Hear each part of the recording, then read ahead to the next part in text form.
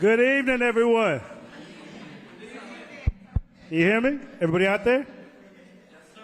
Welcome to our monthly seminar talking about mental health in our community.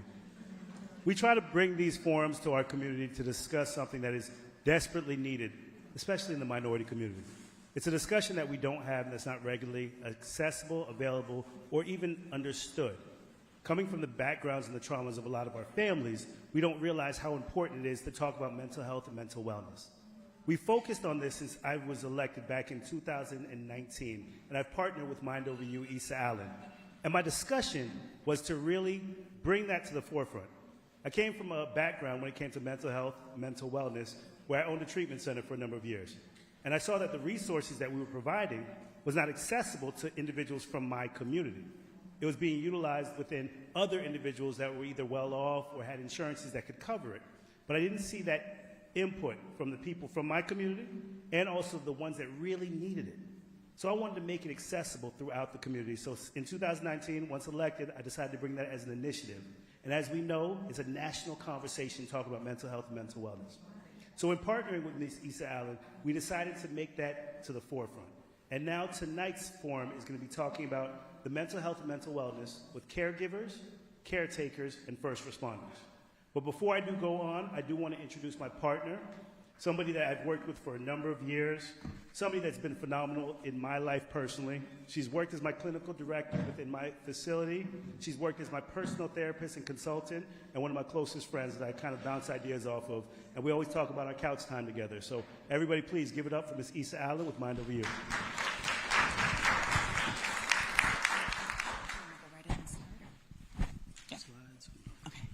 Hello, everyone. Thank you for coming out tonight, and I am going to get right to the show because we are kind of running a little late. This is another one of our mental health forums that we're doing with Councilman Lawson to promote mental health in the minority communities. Sorry. This one is going to be about caretakers and caregivers and first responders and their mental health. So in the beginning of the presentation, I'm going to give a little bit of a education, if you will, on what caretaking is for a caregiver, caretaker, and a first responder. And then we're going to have a personal story by our special guest speakers.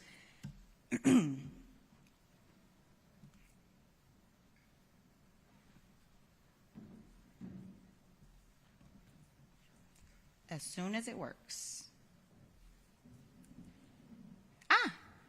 I hope it doesn't move. Okay, so caregivers and first responders.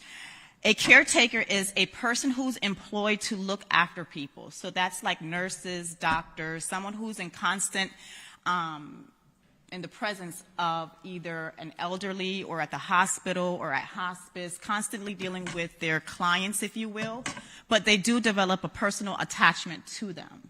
A caregiver is someone like a daughter or a granddaughter or someone in the family who is taking care of a grandmother, grandfather, or an elderly person in the family. First responders is someone designated or trained to respond to an emergency, but they're a little different. They don't have that kind of relationship, that first responder to an emergency, but they are constantly seeing things of like shootings. They're constantly seeing things like coming in contact with someone with mental health issues.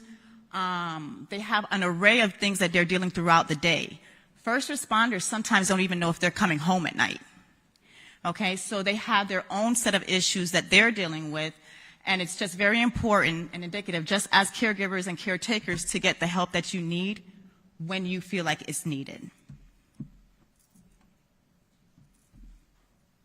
I don't know what I touched the last time.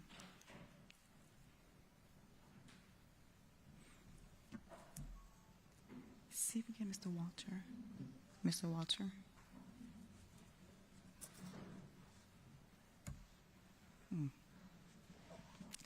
What is mental health? How to pair the two together. So mental health includes our emotional, physical, or physiological, and social well-being. It affects how we think, how we feel, how we act. It also helps determine how we handle stress, relate to others, and make healthy choices. Mental health is very important at every stage of life, from childhood to adolescence to adulthood. So I'm going to give some statistics on caregivers. As a caregiver, you're more likely to experience symptoms or depression of anxiety. In addition, you may not get enough sleep, physical activity, or eat a balanced diet, which increases your risk of medical problems such as heart disease and diabetes. 40% to 70% of family caregivers report clinical symptoms of depression. Caregiving can also result in a feeling of loss of self-identity, lower levels of self-esteem, constant worry, feelings of uncertainty. Caregivers have less self-acceptance and feel less effective and less in control of their lives than non-caregivers. Statistics on caretakers. Even during the routine practice prior to the pandemic, 11% of critical care nurses reported symptoms of anxiety, 13% symptoms of depression, and 33% symptoms of PTSD.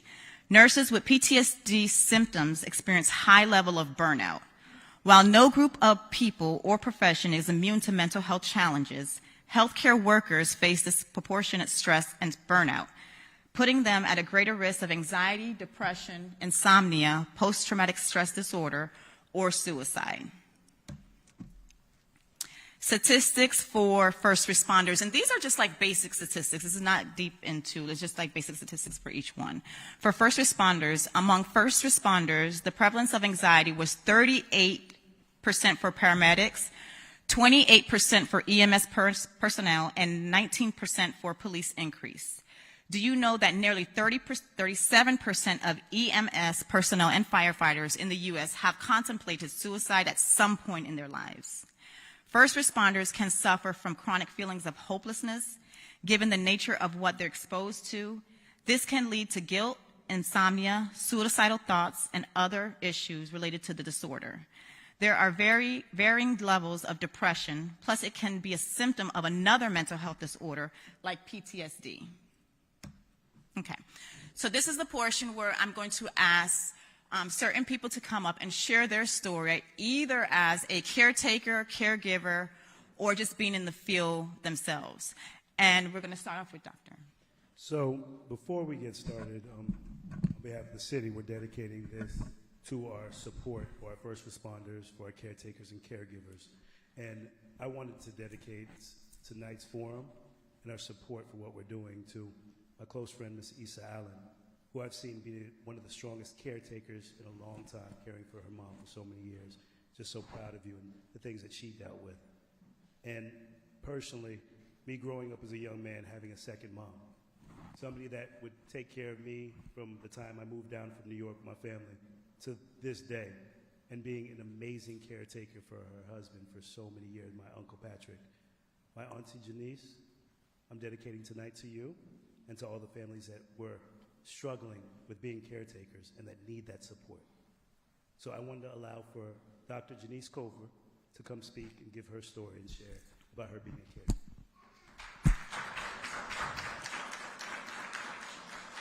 Dr. Cover is the former assistant superintendent for Palm Beach County. She's an amazing woman that is a multiple book writer. She's raised 3 amazing children who happen to be my cousins. And also she has 2 excellent, beautiful granddaughters. And on the way, a 3rd granddaughter that should be here on May 5th. So please, guys, give it up one more time for my auntie.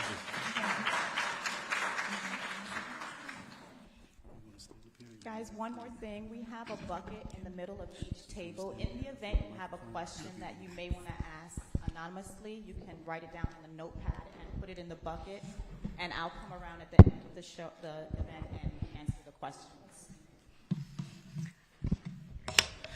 Good evening, everyone. Ooh. Other than delivering the eulogy at my husband's funeral 14 months ago, this is the first time that I am speaking publicly about our journey. So if throughout the process I lose it a little bit, please see with me. It's not a sign of weakness. It is all about loving him. Patrick was the love of my life. Our lives were intertwined for 53 years. We were inseparable. We raised 3 beautiful children. One is right there taking pictures right now, Marlon. Many of you know Marlon. He's my wash belly, we call it in Jamaica, your very last child. And he behaves like that too, even though he's a grown man.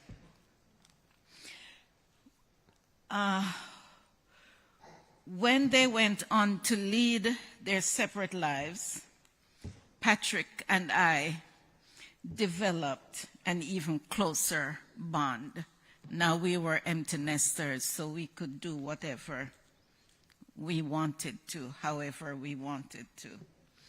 Then after he retired, we noticed some signs of forgetfulness. Of course, we attributed this to the aging process.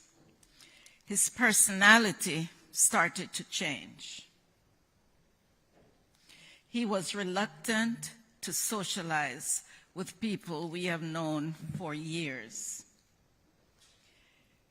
And he was the party guy. After a while, he was diagnosed with having cognitive decline, and he could no longer drive. I hated driving, still hate to drive. But I had to step up and drive for both of us.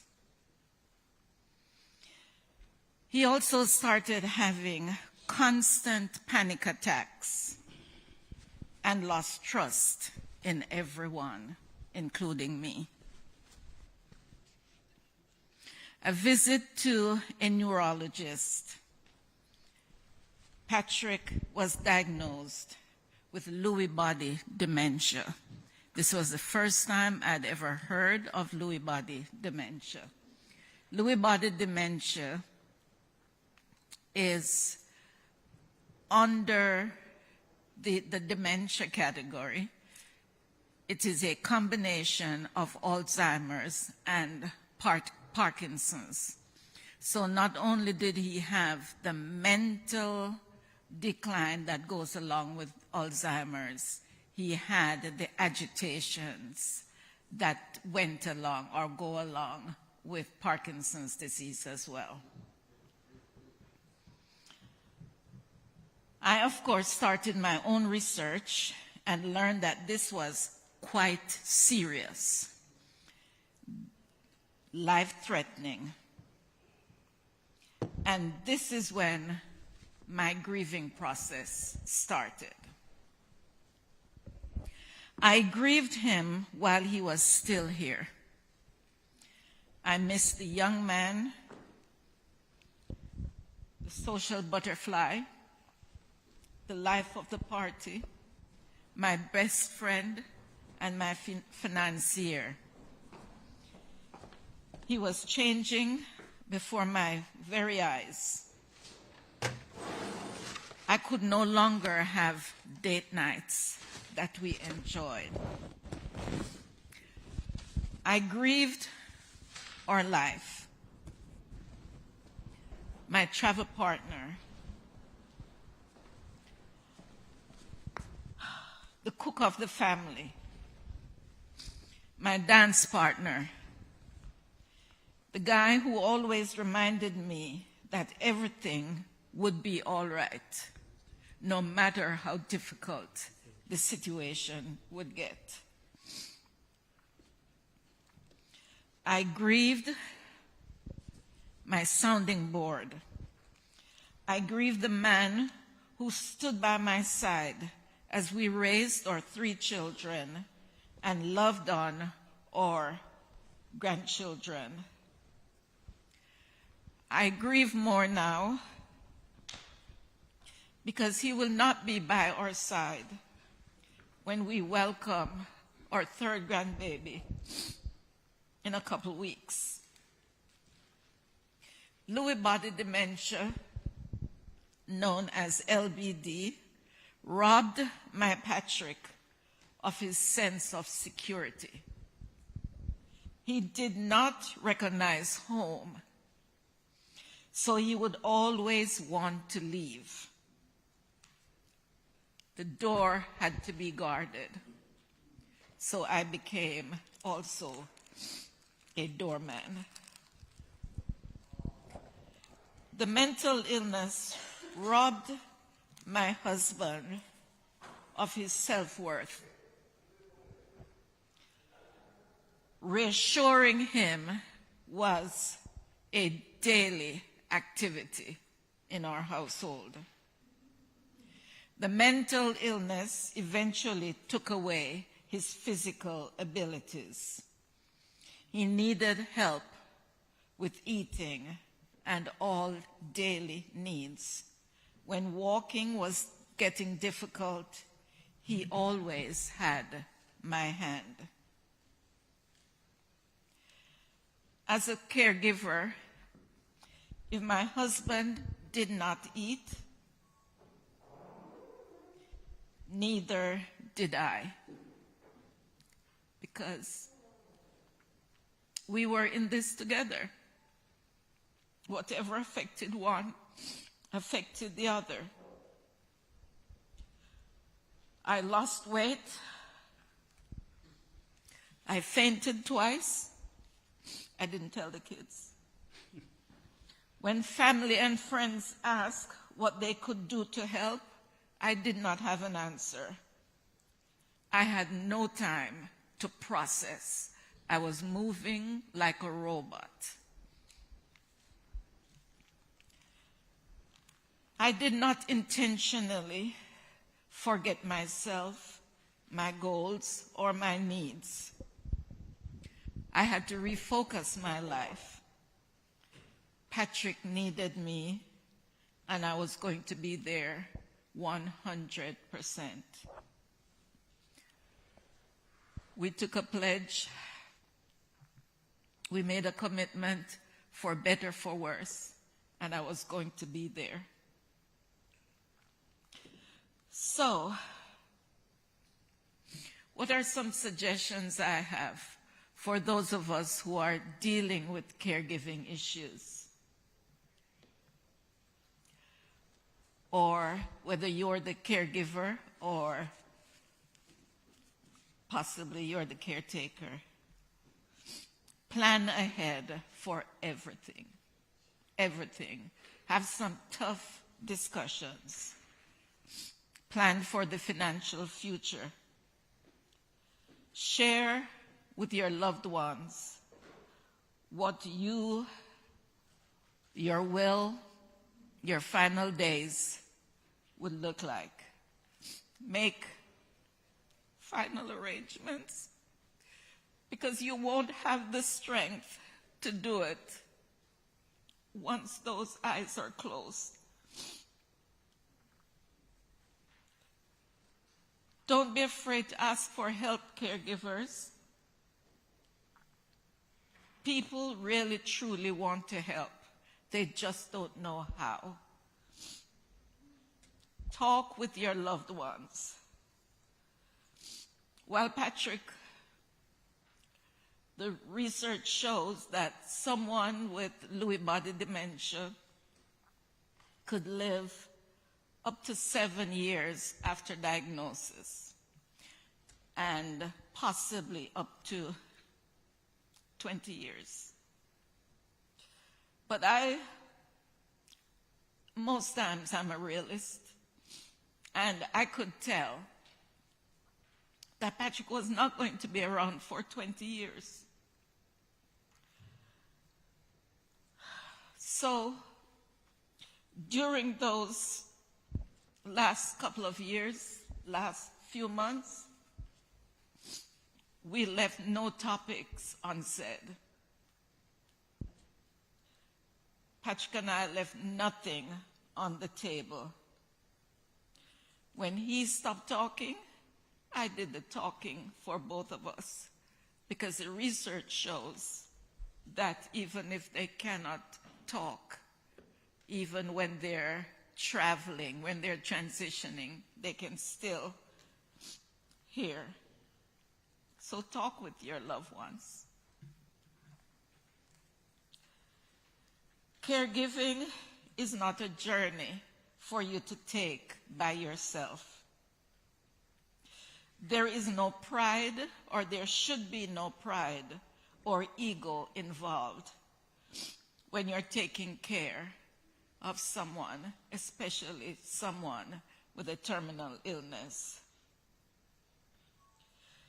Don't take the things your loved ones do or say personally. They are not aware of what they do. The first person's face that Patrick forgot was mine. And I could not think about the pain of that at the time. I just knew that this wasn't Patrick. He'd known me since I was 17 years old. This was not the Patrick.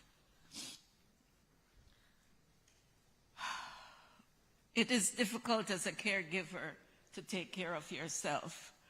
But if you ever find yourself in that position to be a caregiver, please, I beg you, take some time for yourself to breathe. They say life goes on. And I say, they say, and it's not because I'm suicidal or anything. I'm not. I'm here because I do believe that life goes on. But living day to day without the man that I've loved all my life is not an easy task. Everything I do, everything I eat, everywhere I go, everything I see reminds me of him. His presence is always in the house, and I call his name every day. These days, I'm trying hard to reconnect with myself. Some days, I do a lot better than other days. Oh, I hope I didn't ruin that.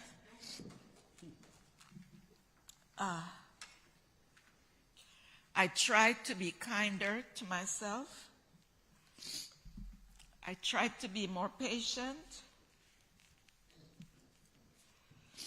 And I try to love myself even more. Life will not be easy, so they say, and I'm experiencing that. Is it okay? But I do know that with the support of my children, of my dear friends, and with my family, and Douglas is a son I never gave birth to, but he never leaves me. And I thank everybody for helping me along this journey. And thank you for helping me to share this painful story. Thank you.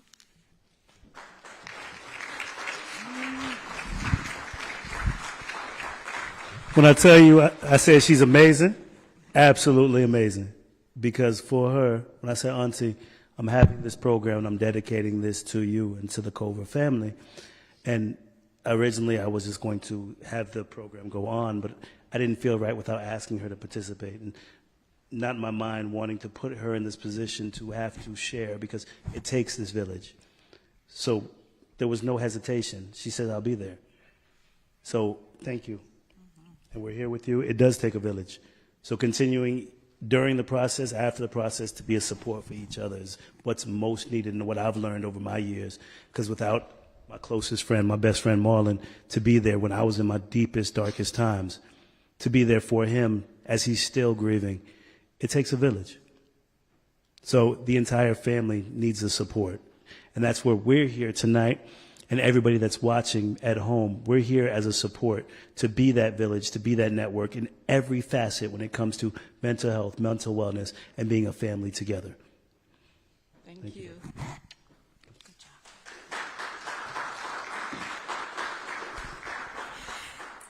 That was a lot, so I just want to ask if anybody have any questions for her or just in general in reference to caretaking.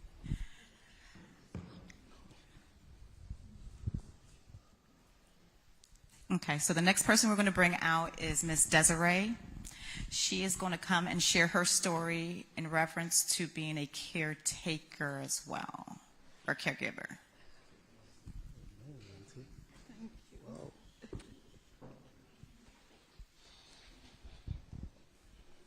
And while we're bringing up Desiree, everybody, we are recording. We are sharing this on social media. All the families knows that it's being shared. So please, people that couldn't make it out tonight, individuals that couldn't actually make it here, caretakers, caregivers, and first responders, share it on your social media platform. It's on Facebook, Instagram, Twitter. Go ahead and share it so people can actually participate. Even though they're not in the building, they still may need this message for tonight. So just go ahead and share it with them on your platforms for me so that they can know that you're being that village they need. And welcome, Ms. Desiree. Thank you.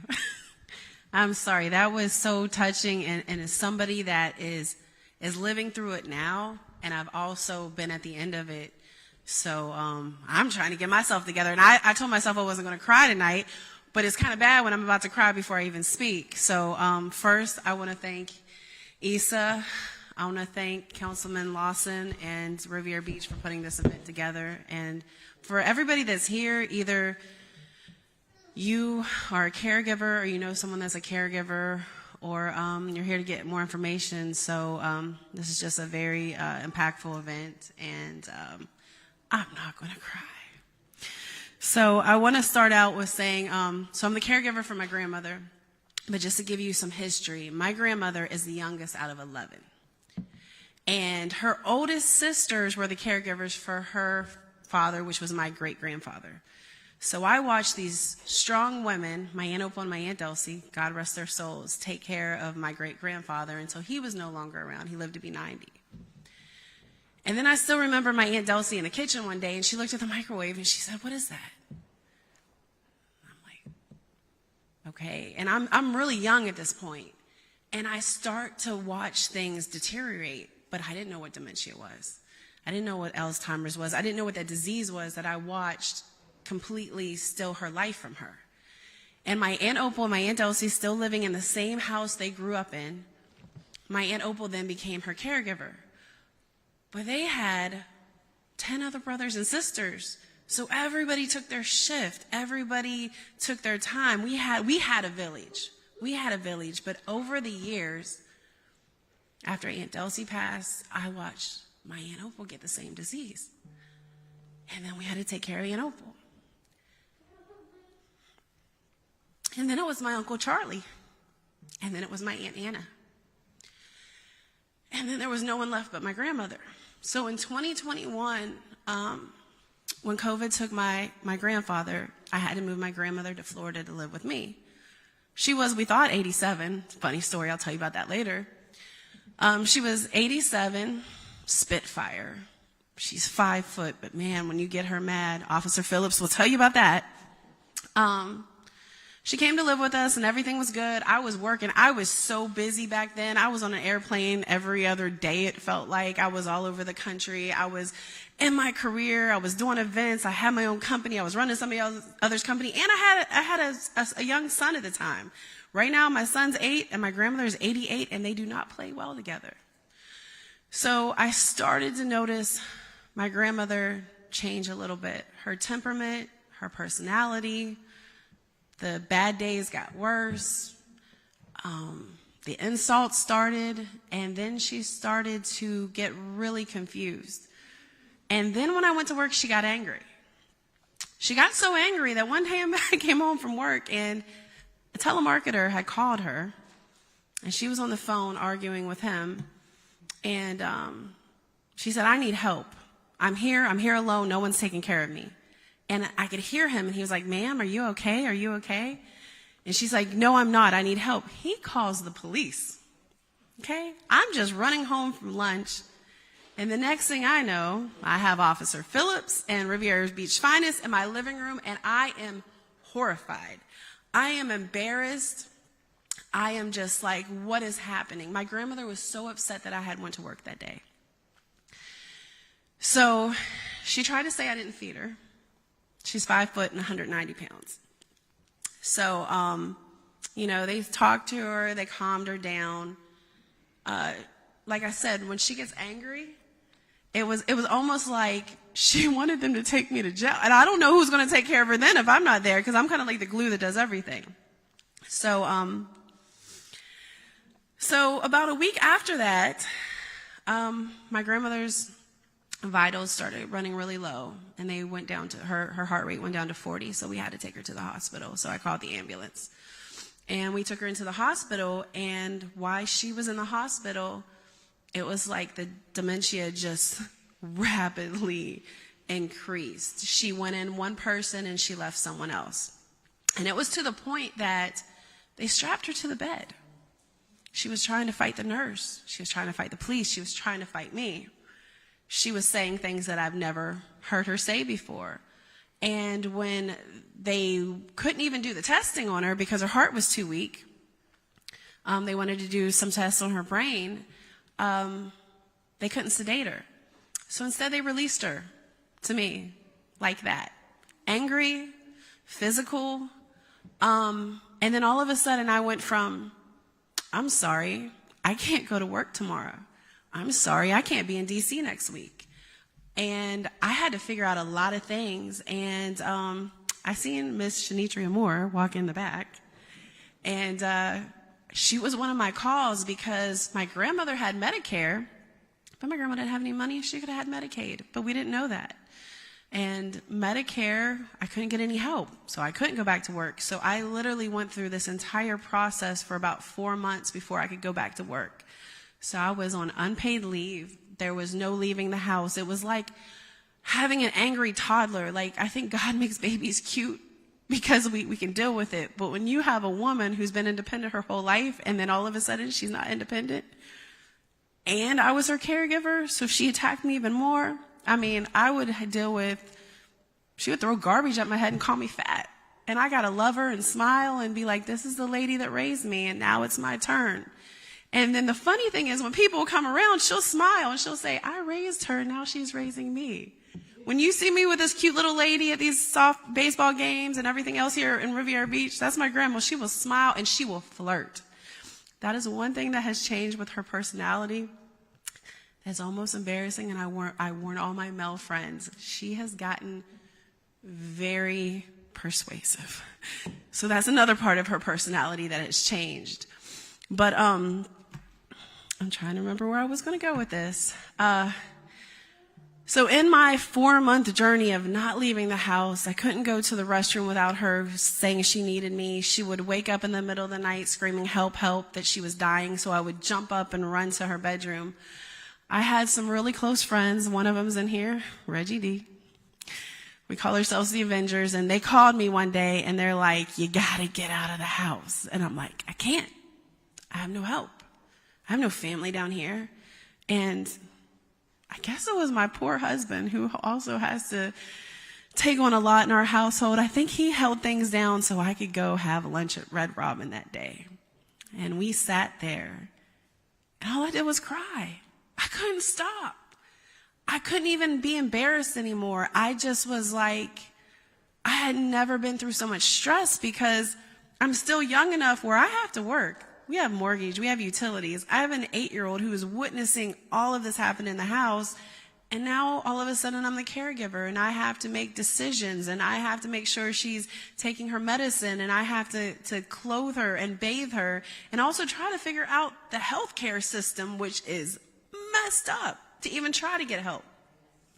So in the process of this, of 40 plus years of trauma, I finally said, yeah, I think I need a therapist. And I know there's a big stigma against therapists, especially in certain communities. I'm from the country. We have the same stigma, okay? I have watched my family tell people they don't need to take medicine for mental health, go to God, which I believe in God, and I know God can heal people, but they won't tell them that when it comes to their blood pressure medicine or their diabetes medicine. So I finally called, and that was the most awkward, uncomfortable feeling ever, to call my insurance and have to explain to somebody why I needed mental health help and the questions I had to go through. And then they gave me some phone numbers, and then I would call people and no one would call me back. And I'm like, what if I was suicidal? You know, they need to come up with an easier way that when you finally are willing to say, yeah, I need the help, it just needs to be streamlined a little bit better, because it was so brutal and uncomfortable. And with that being said, and after crying all over Issa's laptop here, I just want to say, if you have anybody that you know and you care and they're a caregiver, we need extra love, because there are days that I swear if the wrong person cut me off, I mean, I'd be a whole nother person, just because the stuff that we're dealing with. Now I got to go back to work. I'm back in the world and I love it. But the second I come home and I hit that door, it's like she's ready for me, because she's angry because I've been gone. And I kind of want to end this with a poem that actually my husband wrote, because the part that I didn't mention is my mother-in-law is at the late stages now. And when he wrote this book, I'm originally from West Virginia. We were there visiting my grandmother, and he drove to New York to see his family. And we didn't know what was wrong with his mom at the time, but she gave him insults he'd never heard before. She was acting peculiar. And over time, we realized that she was now suffering from this disease, and it got to the point that his parents moved to New York so they could be closer. So we've also been a caregiver for her. And he wrote this poem, and I was reading it trying to prepare for tonight, and I couldn't read it without crying, because when he wrote this poem, his mother could still talk. His mother could still eat. His mother still knew who he was. So it's really painful. And the thing about this disease is it steals our family away from us gradually.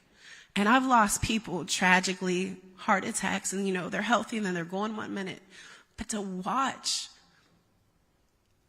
day in and day out the progression, it's just heart-wrenching. So I'm going to read this poem, and let me know if you have any questions. And I am thankful for the friends that I have. They say you can't pick your relatives, but you get to choose your family. And I have found a really amazing group of friends here, and I would have never made it without them, because I don't have 11 brothers and sisters. It's just me. So I am my own village, and it's just been it's been a lot. So I am going to try to read, and I know I got mascara all over my face for this camera. And it's called The Trojan Horse. They came at night, I'm sure of it. Daytime would have been too brave. And memories, I can't even see with the glasses, they fogged up. More at night. So like the Trojan horse, they cloaked themselves in a gift. The gift of a memory floating in a dream. But the dream was not only deferred and distorted, it was genesis of loss, damaging. Okay, sorry guys. The next morning, 1,000 miles away, I could hear the discomfort in his voice from the confusion of her state of mind. Weeks later, I witnessed a personal attack from the clone in front of me. The sweet jokes of my guardian angel were now replaced with the, I can't even read this, guys. I'm trying. Do you want to read it? Because I fogged my glasses up and I can't see it now. I'll try. The Trojan horse. They came at night, I'm sure of it. Daytime would have had to be brave, and memories ruminate more at night. So, like the Trojan horse, they cloak themselves in a gift, the gift of a memory floating in a dream. But this dream was not only deferred and distorted, it was genesis of loss, damaging. The next morning, 1,000 miles away, I could hear conflict in his voice from the confusion of her state of mind. Weeks later, I witnessed a personal attack from the clone in front of me. The sweet jokes of my guardian angel were now replaced with the ammunition of darted insults that I never knew she possessed. Anger boiled in me till I felt I would burst. So I began to trek home feeling I would do more harm by staying. Later, when things were coming together, based on the evidence of what fell apart, we painfully understood what was going on. But more than that, her depression rendered me helpless and guilty that he would fight this battle virtually alone. Time has passed and good days overlap with bad ones. Memories play tricks on my mind as sure as do hers. But we are learning to recondition ourselves as her crutch, her elegance remembered and revered. Now unconditional love lives in our heart, the same love she would have given us, had we not been deceived by the Trojan horse.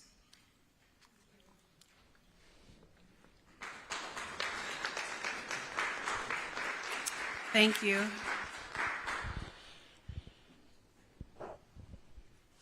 Thank you, Desiree. I appreciate that. It's really, really hard to get up here and share stories like that and you're still going through it with her, right? As a businesswoman, as a mom, like that takes a toll on anyone. But before we continue into the coping skills of everything, I want to call up Sean Hawkins for him to give his story on being a caregiver to his son. Yes? Yes.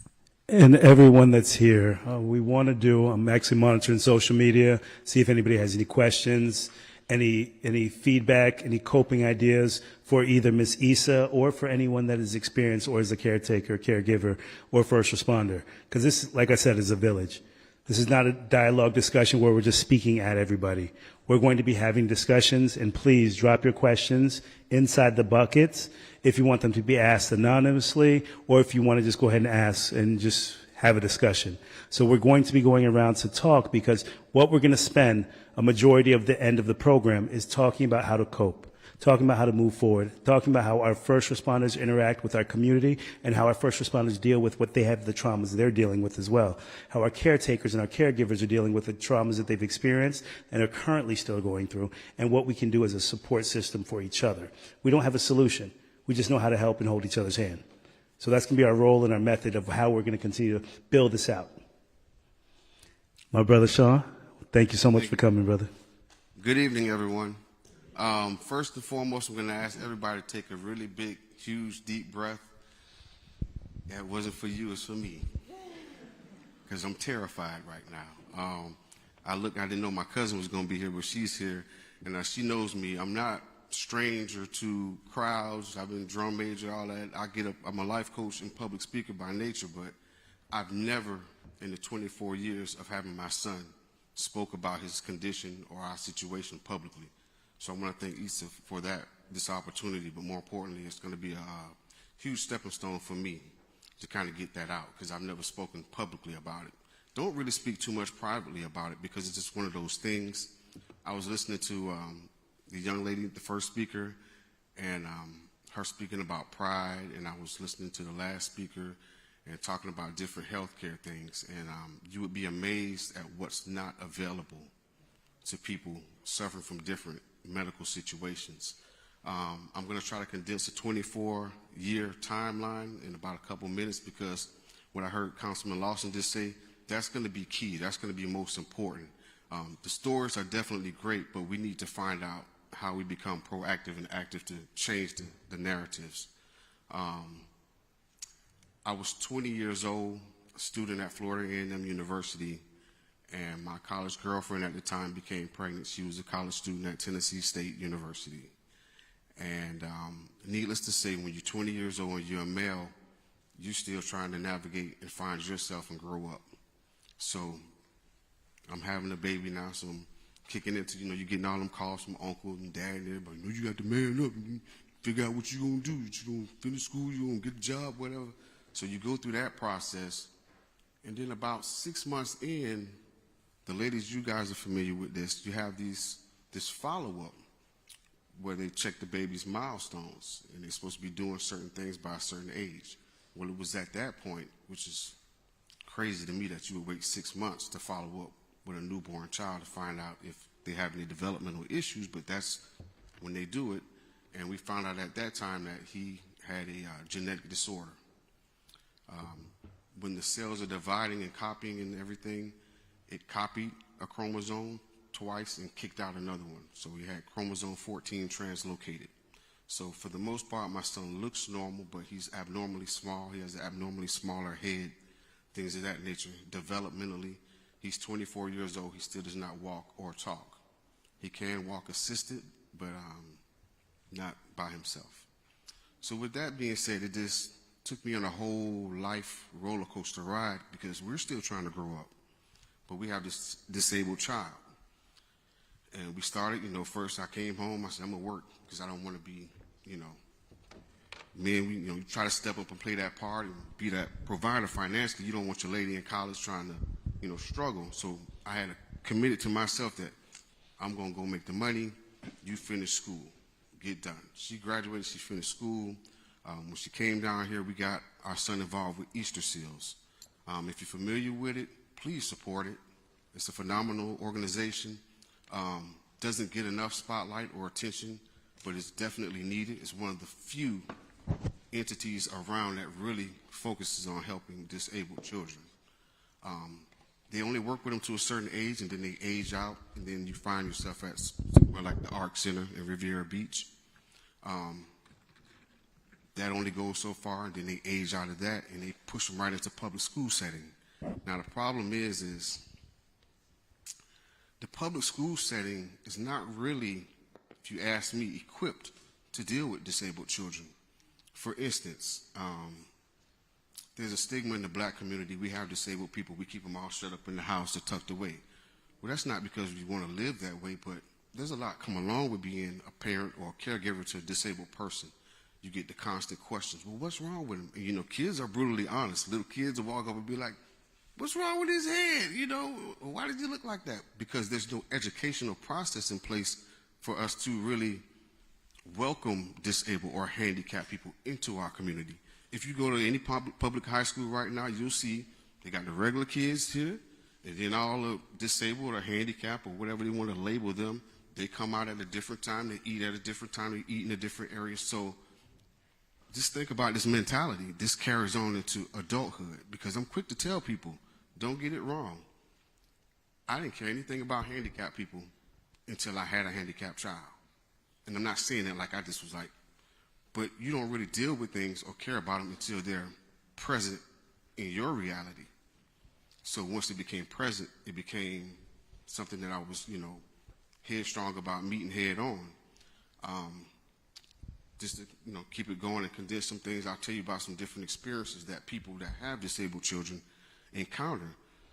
In my walk, coming from Easter Seals, seeing the dads that were there, when I got to the Ark, probably 60% of those dads were gone. By the time I left the Ark, I probably was the only dad still around. It's the emotional thing for me to talk about. The thing of it is people are growing up. Think about your regular relationships. How hard is it with regular, healthy children?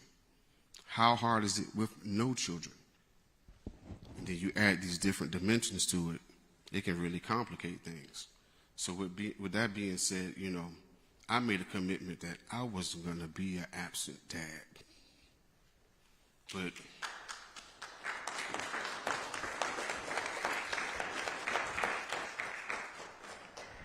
that's something that every male has to make that decision, though. And I can't say yay or nay to why they do, what their will, when, and where, and cause was, but that was my thing. I was going to be there. And I've continued to be there. I'm his primary caregiver now, but it comes a lot. It comes with a lot. Because he does not walk or talk, we've had 24 years of changing diapers. I have to bathe him. I have to feed him. If something is irritating him, agitating him, he's stomach, whatever, he can't communicate it. So that takes me having to really spend time with him. The people that love him really know his mannerisms, his body language, that when something's bothering him. That doesn't happen overnight, you know. We're very accustomed to people communicating things when they want something, they're hungry, they're hurting, they're this. So you have to learn those things. It's nightmarish, the healthcare industry. My son suffered from sleeping at night. At about 2 years of age, doctors prescribed to him a seizure medication. My son had never had seizures before, but upon taking that seizure medication, he became epileptic, and he began to have seizures. So since about the age of 2, we've been dealing with seizures. In the span of those, maybe I'd say 15 years, we went through about 8 different medications. I've driven many times to Miami Children's Hospital. I've had to rent cars and drive to Gainesville, to Shands when they couldn't give me answers there. I've been everywhere. Vanderbilt Hospital in Nashville, you name it, trying to find answers. More recently, in regards to the seizures, I did find some answers. It's a little unorthodox. It's becoming more popular now, but I found help in cannabis. Upon introducing cannabis oil to him, he went from having seizures maybe 3 times a day to about once every 2 weeks at one time. So that was major. If you're not familiar with seizures, it's very detrimental to the brain. Every time they have seizures, there's damage. And so if you can minimize seizures, you're preserving that health, you know. Trying to think, you know, you just deal with so many different, because they're disabled, they're still going through changes emotionally and physically. Their hormones changed, so their behavior changed. And they're like any other child. They lash out, they do different things. So it's really tests your patience. Most of the people that meet me that don't know I have a disabled child, they always tease me like, man, you're so patient. Like, well, I got the patience of Job. You just don't understand how it got here, but it wasn't an overnight process. You deal with stuff like, I could tell you, it's just horrific stuff like, you know, leave them in the tub for a minute, come back. My child had defecated, but there's a condition called, some people pronounce it pica or pica, where disabled children, they'll take their feces and eat it. And you have to deal with these type of things that you run up on, you know, and if it's new to you, it's really like, what the heck, you know? So, you know, we're here to talk about caregivers and caretakers. My advice to everyone would be to be a little intrusive, because we are prideful. Our kids are our greatest commodity. I'm super protective of my son. People don't understand disability, so, you know, people make fun. People do different stuff. So sometimes to safeguard our kids, we just prefer not to. We opt out of going in public places. Or, you know, sometimes he just can't deal with it. You know, he's sensitive to noise and whatnot. So like in a restaurant, it get too crazy in there, it'll send him off. Can't tell you about how many nights we've been eating and I'm in the car with him. I gotta take him out because he can't, it's too much stimulation. Same thing, tried to go to the movies before. Y'all been in that IMAX theater, stuff get all noise and stuff, sets him off. So there's a lot of reasons why you don't see disabled people. It's not because, oh, we just don't want to bring them out of the house. We try to bring the world to our kids because the world not necessarily accommodating to our kids and welcoming. I won't name any president's name, but once upon a time we had financial help where If you had a disabled child, there was an automatic $10,000 grant available for you to modify your home. You know, have a walkway so you can roll them up in the wheelchair, put the handicap rails in the hallway, modify your bathroom, shower stalls, and so forth. It's gone. It's almost like people don't have handicapped kids or handicapped adults in their family. It's so many different things I could sit up and just tell you that's not existent, but most important, become active. Go to Easter Seals, go to the Ark, volunteer time. That's where it starts. By doing that, you become highly educated. Those children are very much alive. The best way to explain it is like if you were in a machine and you were inside and you were doing the controls to the machine, but some kind of way the circuit boards or something went haywire, so now the arms and stuff not moving when you control it, but you're inside the machine and you're alive and well, that's how they are. They're full of life and waiting to be engaged by you. Don't look at handicapped people like they're handicapped. They do not like that. They prefer to be treated regular, and most times you'll get better responses that way. I'm probably going to start a support group for men because a couple years ago, and Reggie D, he remember because he was somebody I used to try to resource all the time because he's a go-to guy. I like Reggie. He stays in the community, stays 10 toes down, but more importantly, he understands the importance of awareness on different levels. And me and a partner of mine, Charles Edwards, had started a nonprofit called Be the Oak Foundation. And it was really my partner's baby, but it was just funny to me, you know, because I asked him, I said, well, Charles, why you started this? Why you doing this? And he said, bro, you know, I went online and I was looking up support groups and different help and different stuff. And this is no knock to the ladies. There's a gazillion groups, organizations, and entities to support women, abused women, battered women, what have you, left-handed women. I was blown away. I'm like, wow, you a lefty? You got a whole group for that. But I venture everyone to go home tonight and Google support groups for men. Look and see what's available for a man. And we live in a strange society now. It's highly hyper judgmental and hyper hypocritical. And I say that because, you know, there's a push for men to be more sensitive and more communicative. But then I see stuff online like my brother Tyrese and different ones, when they decide to go that route, boy, they get tore apart. So it's like, y'all got to pick one. You want a brother to tap into his emotional side and be more communicative and express himself, or, you know, then you call, you acting like a little, you know. So we got to kind of, you know, pick one. What do we want? Because I'm talking to men and I'm finding out there's men that have mental illness issues. They have hurt issues. They have all kind of baggage, but they have nothing for us to, you know, to get help and get that support. So I was going to use this as my stepping stone to go ahead and do something that I had been thinking about for some years now, which is to start a support group for men of disabled children, because it's a lot to be said and discussed right in that community before we even get to you guys, because people got hurt. They got hurt and they need to heal before they can get help, you know. So, you know, more. I want to wrap up. I mean, I have a plethora of stories and different things I could tell y'all, but I would rather do Q&A. If you want to know anything, I'll tell you. I'm currently an alternative medicine student studying to be a naturopathic doctor, and that's primarily because of what I've learned in dealing with my son. No knock to anyone in the healthcare and medical industry, but it's doctrine you're being taught. And if you really want to get to true medicine, you have to go natural. The Creator put everything here. We need it in a natural form. Again, no knock to doctors, but it doesn't take a white lab coat to become educated. We live in the age of information now. It's so much readily available to you online if you would just push pause and take the time to do what I call independent research. Don't let anybody tell you anything about anything when you can do independent research, and it's there. Information is there. I want to thank everybody for you know, being here because it's needed. I told Councilman Doug a few minutes ago, this is a great program.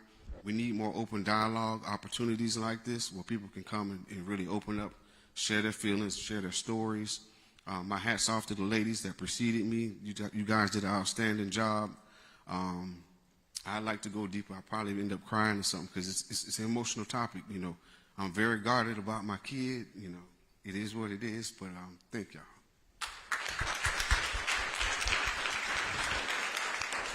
Everybody, this young man I've known for a number of years, and for him to be strong enough to come share this story, I didn't know this story.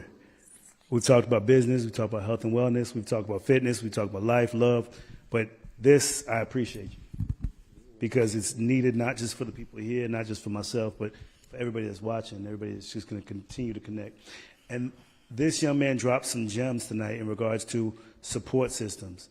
The reason we created this program was to create types of programs, policies, and procedures to assist as a village.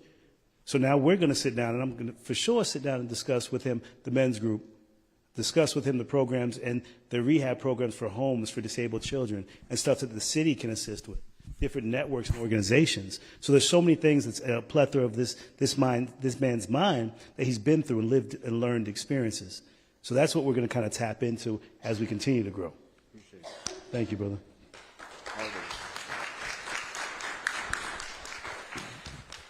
I want to say that, you know, every session or forum that we have, I'm awarded the opportunity to create whatever topic that we're having. You know, Councilman Lawson just says, you know, pick a topic, and every month I pick one. And this month, it was very important to do something like this with the caretakers and caregivers and first responders, because I myself was a caretaker for my mom dealing with Alzheimer's disease for 7 years, and then she just passed in November. And I know as a whole therapist that if I went through hell, other people are going through hell who does not have the skills and techniques and coping skills to deal with depression, anxiety, or pull themselves out of a dark place or space. So with that said, the last topic that I do want to talk about is our first responders. And I am going to ask Ms. Lynette and Leslie to come up and give a short dialogue of support. And while these amazing ladies are coming up, they were actually brought here tonight. I spoke to this gentleman a couple of weeks ago just in regards to the programs that we were doing. And I'm honored that we can actually have this man in the building tonight. He is our brand new police chief, just started last week, of the city of Riviera Beach. Chief Michael Cole, welcome. And then, Chief, if you can come up as well. I'm going to let the ladies speak, but if you could just kind of say some words after they're done, when they're complete. But guys, someone that's really in tune and focused on what we're trying to do within this community when it talks to community policing, when it talks about mental health and wellness. This gentleman was sending information to me about mental health and giving me insight. So I know that he's committed to this community. He's going to assist, because that interaction between our first responders, our police, our firefighters, and our community is vital. So having people and individuals from our community that are in tune with what's needed to be done is why I'm excited that he's here tonight. So thank you, Chief. I appreciate you. And ladies, welcome. Hello, everybody. I'd just like to give honor to everybody who came up here and told their story. Thank you so much. It just lets us know that we're not alone. My name is Lynette Shaw, and I am a 27-year veteran of the police department up north.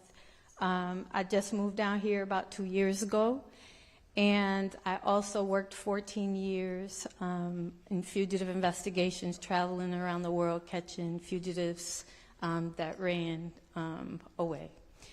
I want to first start with, does anybody here know what ACEs is, Adverse Childhood Experiences? Okay, so just so you know, I grew up in Paterson, New Jersey, ghetto-fied Paterson, New Jersey, where there's 8 shootings every day. I look Puerto Rican. I am a black woman in light skin that's always mistaken for it. And I just want to tell you a little bit about me. Adverse childhood experiences, I want you guys to learn more about that, because that is what is driving us, and oftentimes what drives us to pick the professions that we have. And so 7-year-old Lynette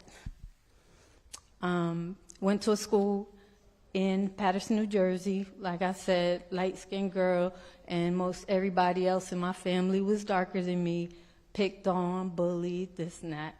7 years old, I was taken from the school playground, abducted by 6 white boys, dragged into a building across the street, traumatized. I don't want, tied up and traumatized repeatedly. I was left there for dead.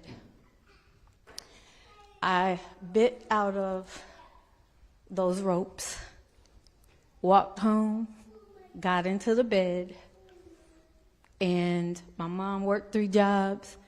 By the time she got home, I had like 105 fever. Back in the day, you wasn't going to no hospital. They rubbed you down with alcohol, and she never looked under the covers.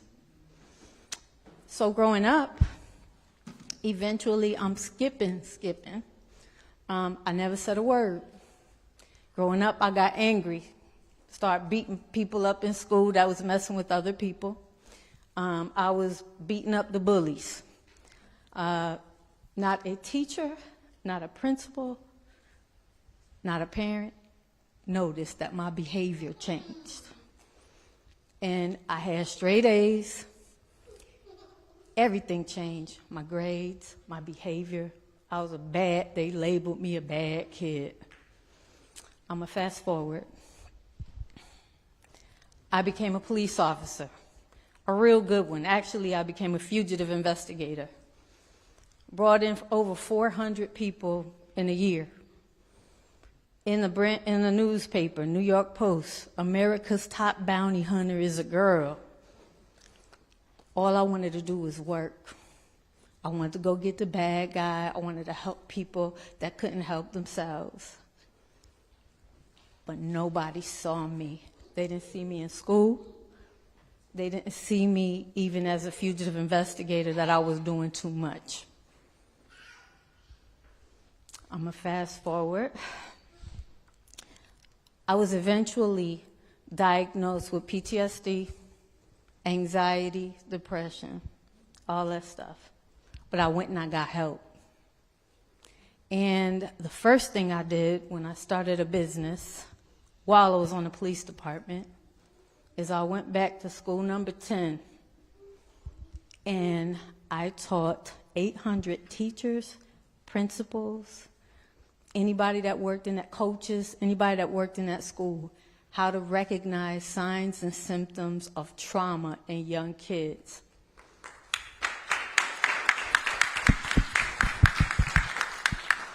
Presently, I travel around the country and I teach first responders how to navigate the things that we see. I've seen decapitated folk. I've had to process bodies that were kids that were my children's age. All of that stuff takes a toll on police officers and first responders. We can't say, no, we're not going to that call. We can't say, no, we're not coming. If you call me a name or whatever, we can't say, no, we're not going. If your grandmother fell down the stairs, we got to go. We're coming regardless. We got families. We have children that we love. And you have no idea where we came from. You don't know what is driving us and what drove us to want to help other people when we're suffering inside. So I want to say, with first responders, oftentimes we're the helpers. We don't go to get help. And many of the things that you see in the media now are a direct result of us not getting the help that we need. We're going to come to your house. We are going to help you with whatever it is, because we can't say no. We can't say no. We want to help. And for me, and many first responders, they don't even know why they got into police work. They say, because I wanted the two big answers. My dad was a police officer, or I want to make a change in my community. And it was, I want to make a change in my community for me, but I wasn't taking care of myself. And oftentimes, first responders, they don't take care of themselves. We were taught how to respond to calls and to help y'all, but we were never taught how to take care of ourselves. Never taught that. And so now, who helps those who help? We're going to have to learn to help ourselves, be able to go and not be ashamed to get therapy. And as a black woman, we're taught to be strong. And we're taught to say, my grandmother used to say, what goes on in the house stays in the house. That's bull. We got to change that narrative. I don't care what we have to change that narrative. I gave you a short story. ACEs is a 10 question questionnaire that, asks you about, were you ever touched by somebody in your family? Do you have any family member that was in jail? Were you ever, raped, or a whole bunch of different questions. There's 10 of them, right? And the more that you get, like if you answer those questions, the more that you get, the more likely it is for you to develop a mental illness. I have all 10 of them. And many of us, I would bet, many of us in this room have at least 5. And in many communities, depressed communities like where I come from, many of us have 10. And we never, ever, ever go get help. There is help. I believe in therapy. I've been to about 5 therapists. One size does not fit all, but I happen to have really, really good ones. And you need to learn what your resources are within your community, because our children need help, because they're being abused and there's other things happening to them and they're acting out, right? And you think that they're just bad kids. No, they're not. They're hurting kids that need love, they need direction, and they may need therapy. And I ain't ashamed to say that I am absolutely healed, and the rest of my life, what I will do is open my mouth and talk about it, because there's nothing to be ashamed. Ain't no shame in being depressed, no shame in having anxiety, no shame if somebody touched you and they shouldn't, no shame in any of that. And the problem for us, especially black men and women, we shame first responders. We the ones who are strong. Don't everybody come to you and your family to take care of things? Well, just like on the plane, we need to put our mask on first before we can help somebody else. And so I say thank you for you guys coming out. This room should be full, because there's so many community members that are hurting, and then there's a divide between community and police that shouldn't be there, because we are the community. Your police officers, they're not their uniform. They're people. They're me. They're you. Just chose a different job and they want to help. But something needs to happen where we all take care of our mental health, because without that, we have absolutely nothing. And I just want to end with a quote for everybody in this room. It's by Maya Angelou. And she says, "There is no greater agony than bearing an untold story inside of you." Tell your story. Help somebody. And love your first responders. It's so much negativity going on. And we are not the uniform. Just like you. Just like you. We ain't no better. We come from right where you come from. Y'all need to love each other and take care of yourself. gotta focus on your wellness. Health and wellness is where it is. Resources, I know you have them in the community. Need to have a list of all of them. They said they have things for the women. Many of us don't go. They have them. They spending the money on it, but we don't go because we strong. I'm here to tell you, get some help. Changed my entire life. Thank you.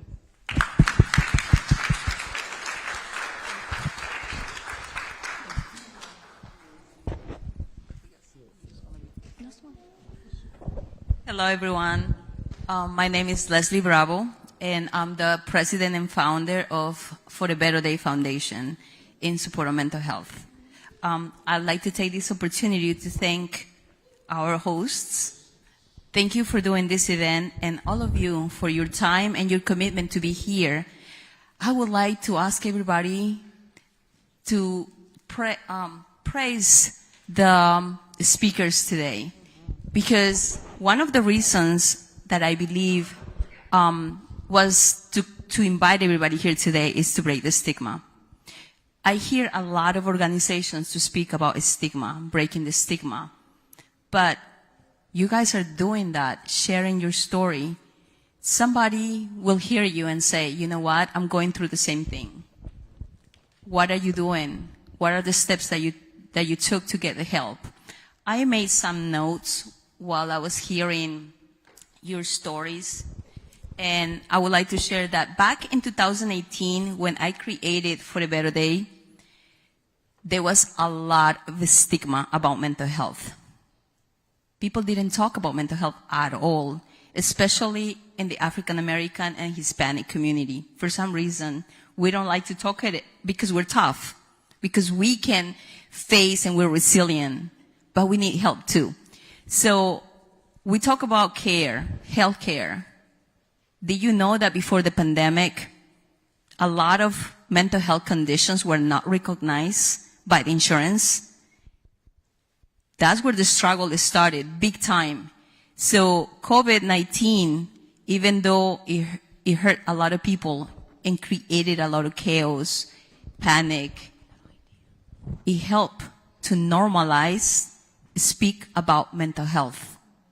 And what we're doing here today is amazing. Not because I'm for another organization that supports mental health. We're part of the same village. Let's create a coalition of support and resources that everybody will need. All of us have experienced a mental health condition. We lost somebody. We had a panic attack during the pandemic. We were experiencing the lockdown. And guess what? Emotional support can help you overcome a lot of things. And sometimes it is hard to talk to our relatives or family, but it's easier to speak to a friend or somebody that is going through the same thing. And this is what we're doing today. So I thank you very much for inviting me here.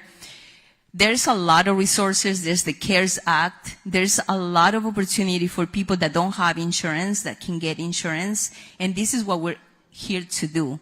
Provide those resources. Linkage of services for everybody that needs the help. And you know what? Prevent ACEs. ACEs can be prevented by working all of us together, helping people financially, helping people emotionally.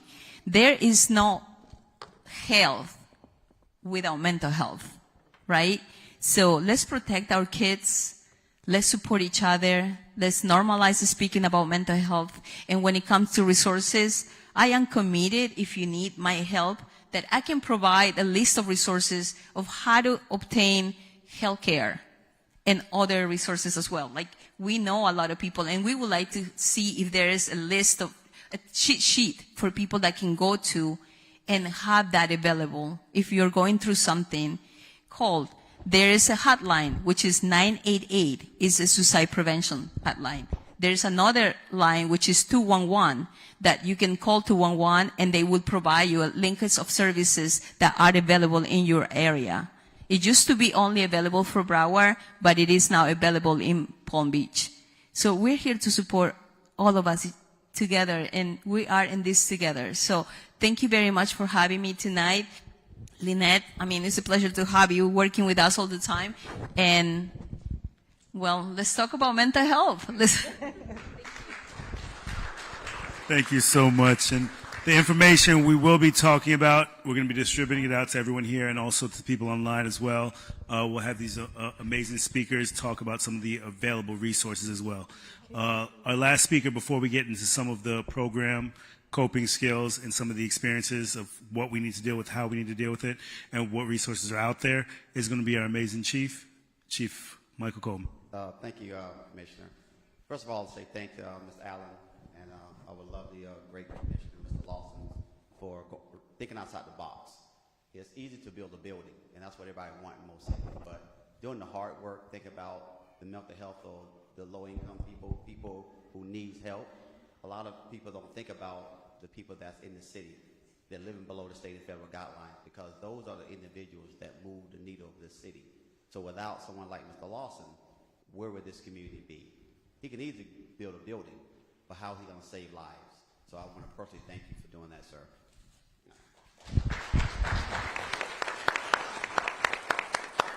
Mr. Lawson, as I stated during the interview process, when I was interviewing for this job, I will bring you a lot of resources to the city. And those two young ladies right there, they've been all over the world training in mental health and dealing with saving families and saving lives. So they're part of the Riviera Beach family now, but you can't help it by yourself.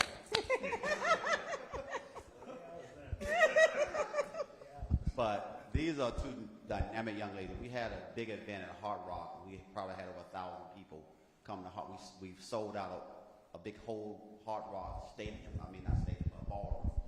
And we had a fashion show. We had individuals raise money. We put money back in the community. We had doctors to raise money to support these young men and women who were suffering mental health as early as 8 and 9 years old. So these young ladies are for real. They're for real.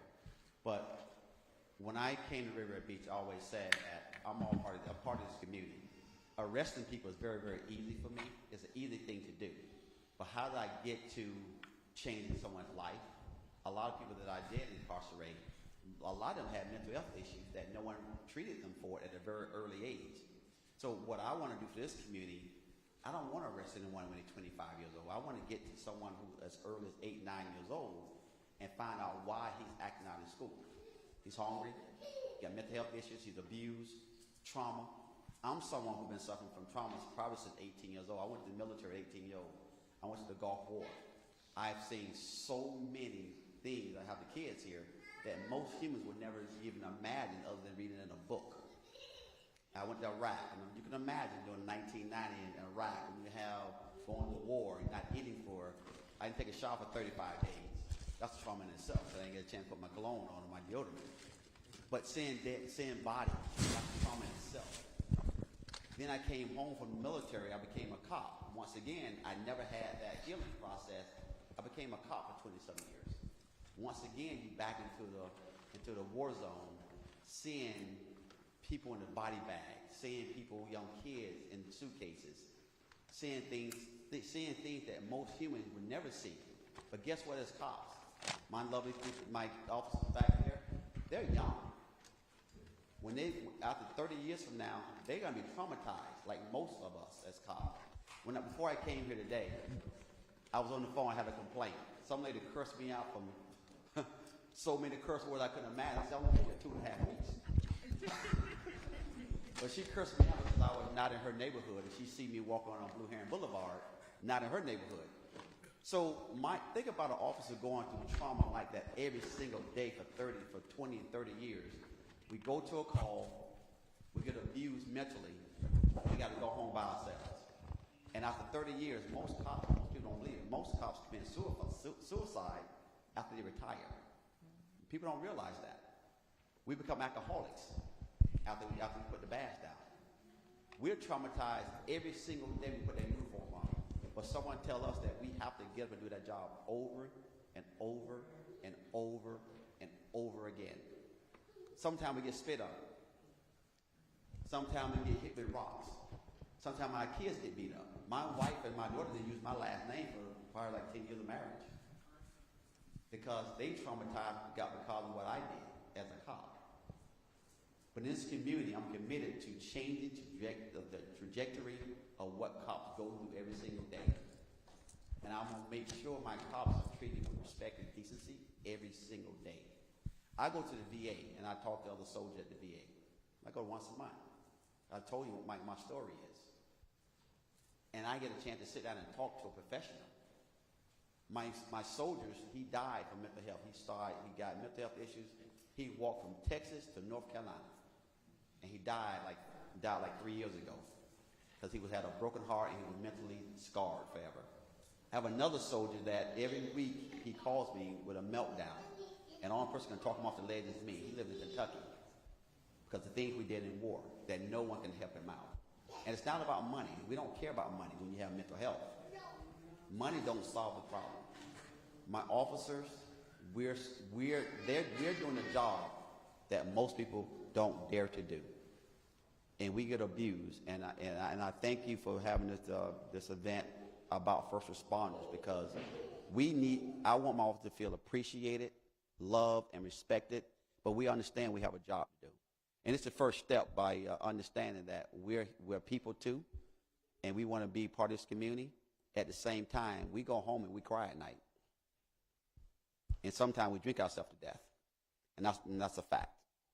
But in this community, I want to be part of your vision, Ms. Allen. I want to be part of your vision. You and I have been knowing each other for a minute. I love what you're doing. You're more than a commissioner. And when you stop being a commissioner, you're going to be even more of what you are now, a dedicated soldier that's giving back to your society. Brother, I have a handicapped cousin with Down syndrome. I understand what you're going through. People don't understand what it takes to take care of someone who can't take care of himself at 54 years old. I get it, brother. And most in the black community, we do have a stigma. And we're not unified in our community. But we need to get there. Thank you.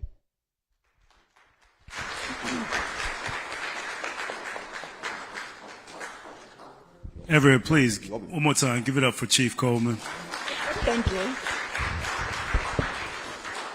Before we go on, real quick, I'd be remiss if I didn't acknowledge some of my amazing veterans that are here in the building. If all my veterans could please stand for a moment so we can acknowledge them. All of my veterans. I see you back there, sir. Guys, listen, when we talk about mental health, mental wellness, we have to talk about support for first responders, support for our caretakers, our caregivers, because we're all one village. We tied all the bonds together because it was so important for us to really talk about the needs of this community. And this is what we're trying to do on a monthly basis. So moving forward, we need to really address how do we handle this from government affairs, from community, residents, departments. What is it that you need from us? What's that dialogue look like? How can we create resources? What type of programming? What type of funding is needed? Because we'll be quick to go throw funding into rehabbing homes, to renovations of streets and roads, or parks programs or recs. But a program as simple as understanding renovations for a home of a disabled parent who has a child or a loved one that they're taking care of that needs assistance with that. That's not something that we consciously think about until you go through somebody that has that lived experience that can bring it to the table. So being this open platform to say, listen, have this discussion, have this dialogue, have these one-on-one. I don't have an open door policy. I have no door. Literally, I'm available and accessible at any time to discuss whatever we need, and that's this entire city. Having somebody like Chief Coleman, our police chief here, is available to talk to, and to talk to the chief of police of a city I grew up on. I could never fathom that as a child.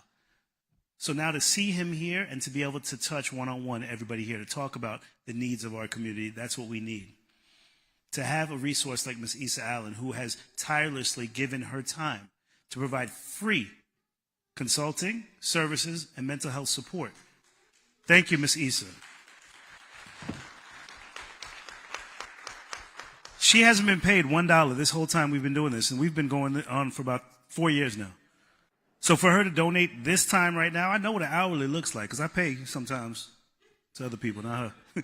But it's realizing that these resources are here in this community. Our next step is to create a mental health advisory board. We've been working on that for about a year and a half. We started talking about how do we create the resources necessary. It's having residents, having professionals, and having our leaders sit down at a table and creating an advisory board to give direction. Because someone like you, Brother Sean, that can give advice and direction to the needs of black men dealing with a disabled child is something that needs to sit on that advisory board. So when that advisory board comes to the council to say, this is what we want you to look at when you're doing your budget, to say allocate some funds to this programming, that's going to be the recommendations that come. And without having the expertise or the background, we're not going to have that discussion. So our next event is actually May 22nd. And Ms. Allen, I'm going to let her take over. But I'd be remiss if I didn't talk about what I need to do and the support I need and the help from our residents to keep building together a village. Because I want to be that vessel. I want to be that support, to be that spokesperson on the dais from the city of Riviera Beach. And without being that vessel to speak to residents on a one-on-one basis to understand what resources they need, then I'm not doing my job. And I would have failed my Auntie Kova, Auntie Janice. I would have not done a service to what you've trained me to do since a little child. My mother, Vincent and Hillary, I wouldn't have done the service that they've trained me to be. So now I want to continue to be that resource and that vessel. So please, we're going to continue this discussion. We're going to go into Q&A. We're going to go into resources. And I'm going to let my amazing partner take back over. Thank you. So I do want to conclude with coping skills for any disorders or things that you may feel like you're feeling, even if you don't know what you're going through or what you're feeling. I went around to making sure that everybody wrote their questions. If they didn't want to ask in person, they can ask anonymously. Our first question was, how do you cope with all you had to go through? So I don't know if this was a personal question for me or just in general. So whether it be personal or in general, I'm going to just answer as such. So for me, as I said, I dealt with taking care of my mom for 7 years with Alzheimer's, and then she just passed in November. I am one of those people that I naturally take on a lot of, I wouldn't say stress, but a lot of issues and just deal with it. This was one of the things that I just didn't know that I couldn't just deal with it because it was going to sneak up on me because I didn't take care of myself first. I quickly, and I'll tell anybody this, whenever I'm going through something, I quickly put myself in client mode. So whatever I tell my clients, I do myself. And some of those things are up here. Starting with self-care. Self-care is huge. Self-care is very important to understanding what refuels your soul. Who are you? What makes you happy? What are the things that you can go to, whether it be painting, going on the beach, drawing, prayer, church, talking to a friend, doing ceramics, gardening, like whatever it is that you love to do, your passion, if you will. Go back to doing that at least 30 minutes a day or at least 1 hour a week, but make sure that you're very consistent and intentional about getting it done. Don't put it on the side burners to say, I'll get to it when I can, because then life will happen and you'll never get to it. So being very intentional about when you get to your self-care and putting it in your daily plans. Becoming more active. I hate the gym.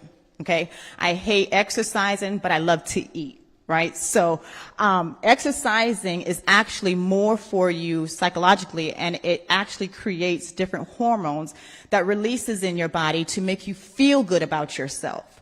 A lot of people, when they're using substance abuse, they use the same method to get that same high that exercising can give to you. If you have anxiety, face your fears. I know it's easier said than done, and it's going to take a long process to get there, but you have to be mindful of what you tell yourself, the things that you say to yourself. Try to get yourself out of a negative or pessimistic mindset into more of a positive mindset. A lot of us like to say that we're real and we call it like it is, but that's a pessimistic mindset because we're going to call it just for what it is, and it's never going to be anything that is going to be provoking to a positive and solution-oriented solution. Journaling. We are not built to have everything in our minds. We're not built to just keep everything in our bodies and our soul. We are meant to, that's what therapy is all about. Psychotherapy is for you to talk it out. So when you keep things inside, you're creating a ticking time bomb within yourself that's building, and it continues to build the more you keep it inside. When you journal daily, it helps you to get all your ideas out on paper so that you can now physically see what is bothering you. You can throw everything that I tell everybody, you throw everything on a table, good, bad, and ugly. And then the next step is to figure how to kind of collect and put everything back together in a better way for yourself. Assessing your strengths and your weaknesses. We're all built with a strength, and we're all built with something that we can work on. Whatever your strength is, walk or move forward in that. If you are a kind and caring person, but you let people take over that kind and caring person, still be kind and caring, but now learn how to have boundaries. Self-love is very important. Self-love is just saying that I care more about myself first before I can care about you. Boost your self-image from the inside and out. Don't just get a haircut, do your nails, try to look cute, and then you put in this facade in front of people of that you're happy or you're smiling, but then inside or internally, you're damaged, you're hurt, you're filled with pain. And then when you hit the bed, then you have to live with you every night. You have your own brain and your thoughts that you live with every day. Make sure you treat that person the best. Create a daily schedule that's intentional to a morning ritual. Exercising, eating healthier is huge. Like the things we eat, it really can trigger a bad or a good mood in you. The things, and especially the things that we have available nowadays, it's all crap, really. So the more crap you put in your body, the more you're going to feel crappy and the more you're going to do crappy. I'm huge on vitamins. Because we're not, 9 times out of 10, we don't eat our daily nutrients that we're supposed to get. So vitamins is a good supplement to incorporate in your daily schedule. The 30-minute self-care that I talked about, a nightly regimen, sleeping good, creating new self-development. Always look into yourself to saying, what can I, again, develop, what can I improve about myself? Am I always someone who is just defensive? Am I always someone who let everyone walk all over me? Am I always someone who just don't know how to deal with issues? You have an avoidance personality. Your personality matters because that's going to dictate how you move. So knowing who you are and how you move is the first step in getting that quote-unquote help to helping yourself to know what works best for you. And take vacations and getaways. Like a lot of people, like I know we're in a time, especially with COVID, that, and all the things that's going on in the news that we're being scared or fearful of the money or anything, but learn how to take time for yourself and enjoy yourself once in a blue moon. And, these things are going to help you get into a better mindset and help you to kind of gear or drive that your own body to feeling better and then again, doing better. So, I want to just say if anyone had any questions, or that was the only thing that was in here for a question. If you could ask the question one more time, and then if one of the speakers or if anybody in the audience wants to address how do you cope or how did you cope, I think it was a general question for everybody in regards to the speakers here or anybody that's in the room. So how do you cope is the question. Well, it was funny. I don't want to take this opportunity to plug myself. Go ahead. As a life coach and personal trainer, I'm sitting here looking at the coping skills and depression and anxiety list, and it's spot on for the most part. I always encourage people to understand that there's a difference between health, fitness, and wellness. Those are 3 separate things. Your health is your physical state, and your wellness is your mental state. Fitness, that has to do with how well you perform during physical activities. So there's all 3 different separate things. But I want to co-sign on the list because I encourage the change in lifestyle. It's not, working out is not a fad type thing. I try to tell people you have to incorporate it to where it's your lifestyle. Mm-hmm. The same way you brush your teeth in the morning, you obligate yourself to do a certain amount of physical activity. You obligate yourself to eat a certain way. That's what's going to be the start point of improving your quality of life as a whole. And you start to see it spill over, even around the people that's around you in your household, your family. They'll clean up the way they eat just because they're watching you, you know. So be the example, and it starts with that list right there. She's not, you know, that's spot on. Thank you. Creates endorphins, feel good endorphins, and you just feel better overall. Thank you. Anybody else? I just wanted to make a comment.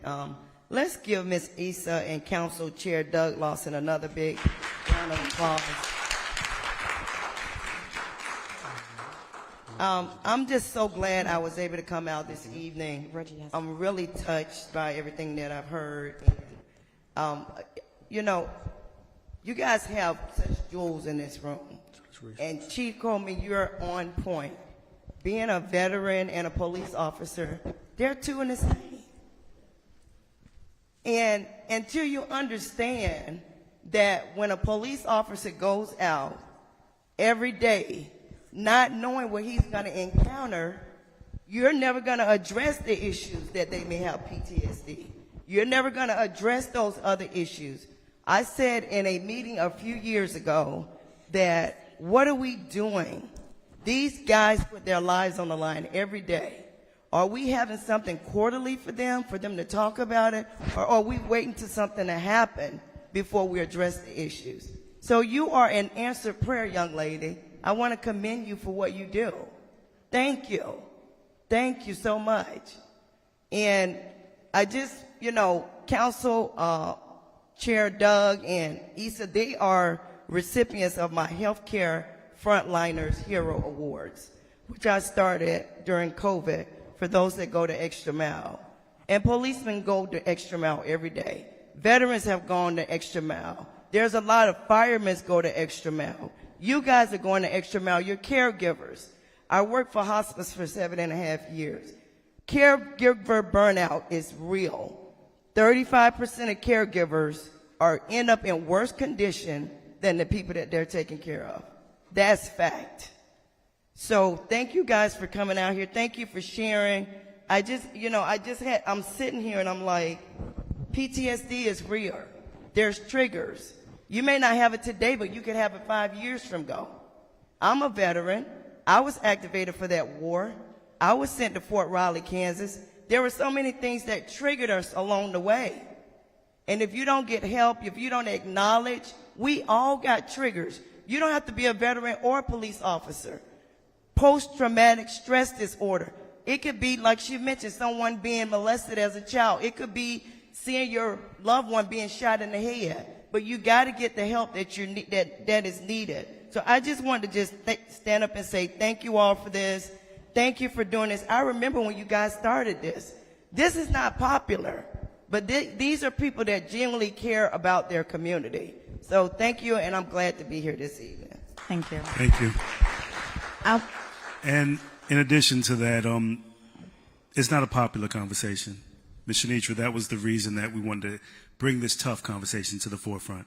It's becoming popular now, post-pandemic. It's becoming popular now because they're starting to see the effects of the trauma that we've experienced for our entire lives. And it's coming to a head. So let's continue to talk about this conversation because the resources are out there. The CARES Act has so many dollars that are available. So if we create an advisory board, if we create a network, if we put our minds together, how do we capitalize on the funds that are now available? Because for some reason, during the crack epidemic, there weren't these resources that were there back in the 80s. But now with the opioid epidemic, with the post-COVID epidemic, they're throwing money out. So we're going to have that tough conversation. I'm okay to talk about it, but I'm going to take advantage of the funds that are there. But I need the community to create the chain, the network, and the resources. And what you spoke about with veterans, I had two of my best friends here at this table sitting here that came to support Mama, support this event. And one of my closest friends, he won't talk about him being a Purple Heart recipient. He won't talk about him going to war. We don't have those discussions. But I honor and respect him. Godfather for his children. That young man don't look back, that young man is amazing, and he's a great leader in this community. So the resources are here. So those are the things that we have to discuss and talk about to be able to be that network. So we do have to talk about some more resources. We're running a little over time, but it's such an important topic. I don't want to end it too soon, but I do want to make sure I get you guys out of here in a timely fashion because it's a Tuesday night and I don't want you here all night. So we're going to close out with just a few things with Miss Issa. I did want to give a few moments to my good friend, to Reggie D, to both these young men to come speak about the programs, the resources, and the experiences. Reggie D, I'm going to let you go first and just kind of talk briefly. Let me say about something really quick, just to not go too far off in what Ms. Shanice was saying in reference to the Ms. Lynette's comment in reference to ACL, because trauma is real, and sometimes, not sometimes, a lot of us are walking around with unhealed traumas that we don't know that we have. And then we have these issues and emotions that we're going through, and then we realize, or we're trying to figure out why we can't keep a job, or why we can't keep relationships, or why we can't keep ourselves intact. That's unhealed trauma. So this is not just to you, but everybody else who's watching, and this is the whole purpose to getting help and seeking therapy. Even sometimes when you don't even know you need it, just look around you to see, are you where you want to be in life? Are you repeating the same steps? Are you just constantly being the same position and start from ground zero all over again? Sometimes your reality is not the truth. You know, so I just want to put that out there, and thank you for that ACE thing. Mr. Reggie? Hello, everybody. My name is Reggie D. I was taking notes, and I felt the need to share some of my experiences. Thank you, Issa. I was able to speak with Issa years ago, sharing what I went through with my mental health, with child abuse. Growing up and hearing my mom get beat up through the window, through the doors, and watching my mom get punched on, and we getting whipped with extension cords for stuff like that. And now here I'm in radio taking notes, and that listing up there, when it comes to self-evaluation, it seemed like I was on point on some of those things, that you really have to be active, you really have to exercise, you really got to challenge yourself to do things, to clear your mindset, and share your stories. Yeah, self-care. When I look at self-care, I think about myself of self-love. So that's good and bad, you know. I love my scars, because my scars, I'm able to share my stories and my struggles in hopes to give someone else strength to get through it. And with this dialogue being open, it's the perfect avenue for all of us. And shouts out to Hawk. Been talking to you for a long time, been watching you for a long time. But I've been watching a lot of people in here too, and was it face your fears? You can face your fears, but you can have fun in life too, because I jumped out of an airplane. And when I landed, my fear was gone. Ever since then, I look back and I'm like, how many things I didn't say that I should have said? How many things I've done that I should have done a long time ago, but I didn't do because I had the fear of it? My fear's gone. And with that fear, I walked across the country. That was my mental health. I walked 87 days from Florida to Seattle, Washington for a cause. And everybody thought I was crazy except for those that believed in me and understand mental health issues. So that was a great accomplishment, and I shared it with y'all. And let's see what else real quick. Journal daily. Yeah, write down your issues. Don't just write down your issues. Write down your solutions as well. Take vacations. I promised to my mother. She gave me 10 things to do before she passed away. And one of them was, she said, boy, go to Africa. It's beautiful. It's life-changing. And that's the last one. And this year I'm going to Africa.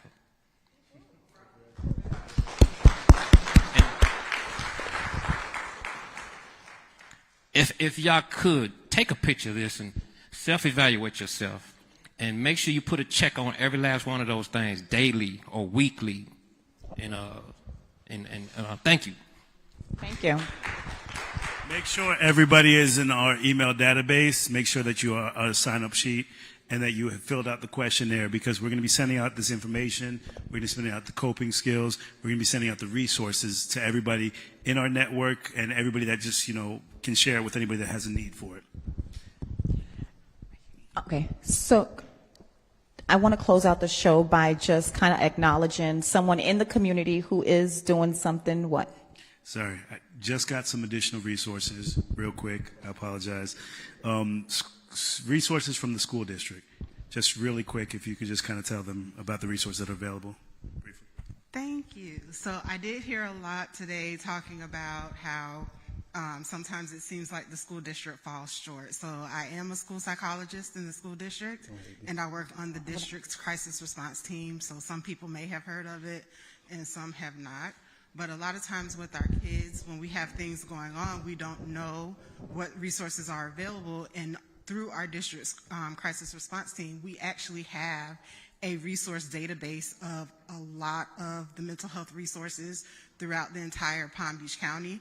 We're able to print a list of those resources, but I remember someone saying, sometimes it's hard just calling the agencies and finding the support. A lot of the agencies have really long wait lists. We do have people in the district who will call on your behalf and look to see what those wait lists are. They will help work with your insurance company, so to find the right agencies who work with your insurance. There are some agencies who will work with you even if you don't have insurance. So there are resources out there. So if you have young ones or kids in the district, please feel free to reach out, because we understand that without having the support of the families, our young ones don't do as well, and we need the parents to do well as well. So just reach out to the school district, and if you ever need to know, it's the CAPE team, CAPE, Crisis Assessment, Prevention, and Education. All right. Thank you. And I'm going to be adding that to this resource list and then emailing it out to the whole slideshow to anyone who wants to receive it to have with them. So, Reggie, can you come up here, please? Thank you, Tracy. I just wanted to acknowledge Reggie and have him talk about his nonprofit that he's doing in the community. Go ahead, take it away. How you guys doing today? Okay. Can I tell my story? Of course. It wasn't really not my story, it's my mom. Okay. And I was listening to the story with the young lady, your aunt about the caretakers. Well, my mom, unfortunately, she lost her son, my brother, last month. He had issues, medical issues, but before then he had a stroke like 3-4 years back. And my mom was his caretaker. And she's, she's been through it a lot, taking care of him, taking the doctor visits, and, everything was going on.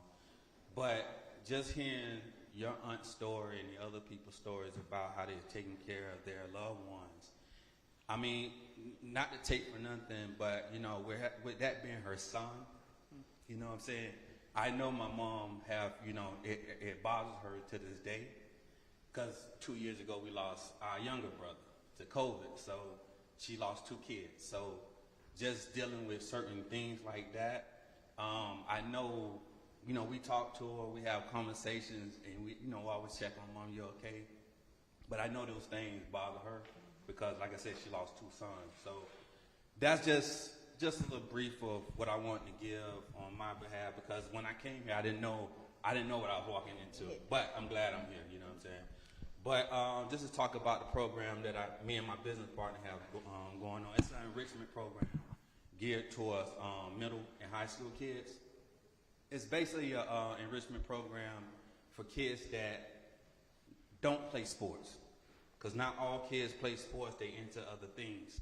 And we have an enrichment program geared towards teaching kids the basics of the medias, like graphic design, photography, videography, music recording, and thus forth. We even just started a program geared towards teaching kids on how to develop their LLCs, their own businesses, so they can start young, get the information. Because of what I found out, there's a lot of adults don't know about an LLC, don't know about S corps. So we're trying to start the kids young. And that's the program that we're geared towards, and trying to gear towards the inner city kids, because we know, if they don't have anything occupying their minds, we already know what's going to happen. So we're trying to grab those kids and get them where they're young and they stay out of trouble. So that's pretty much what the program is called, Youth One Empowerment. I don't know if you remember, but I was part of your book bag giveaway last year. We will be there this year, of course. Okay. Yeah, so I will be there. Wait, how many book bags you give away? 300 book bags from this organization. Y'all give it up for this young man. We had 2,500 people come to that event, and this young man by himself gave away 300 book bags. So thank you for that support. I didn't get a chance to talk to you about that, but I'm gonna tell you something. That was my first being part of a program like that. It was put together very, very well. I mean, I didn't get a chance because there was so much going on that day. I didn't get a chance to actually like tell you, give you your props, but it was put together very well, very well. And I can honestly say this would be my moment where I can actually talk about my amazing individual, because 98% of that was done by Mr. Javarius Jackson, my legislative aide. And that young man is a superstar here in the community. So when I say a village and a support system, that's the one that really kind of carries a lot of things that's being done. So thank you, Mr. Jackson. You're a blessing to the community you grew up in, because you're from right here. You have family that's deep-rooted with the same background of mine, Jamaican descent, and they've been here since the 60s. So thank you, Mr. Jackson, for what you've done and the work that you've done for the city of Riviera Beach.